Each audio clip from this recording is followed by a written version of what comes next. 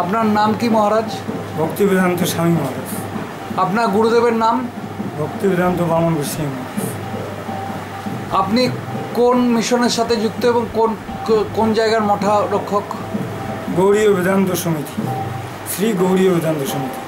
আপনি বর্তমানে কোন মঠে মঠরক্ষক? শ্রী নীলাচল গৌড়ীয় মঠ।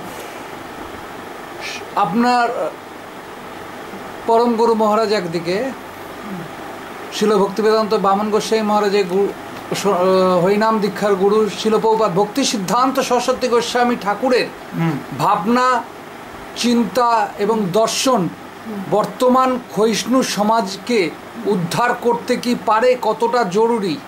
এর প্রয়োজনীয়তা আছে কি? প্রয়োজনীয়তা আছে। কেন? কেন নাহলে তো এই বৈষ্ণব ধর্মটা তো নষ্টর দিকে অধঃপতন হয়ে যাবে।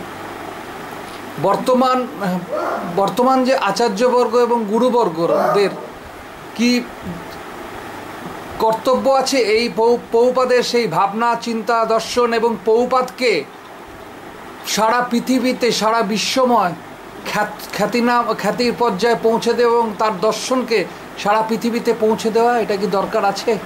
দরকার আছে বলেই তো বৈষ্ণব সমাজ, বৈষ্ণব ধর্ম।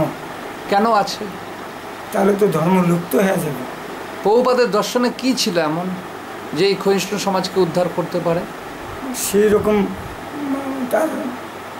তার ভগবানের সঙ্গে ওতপ্রোত সম্পর্ক ছিল।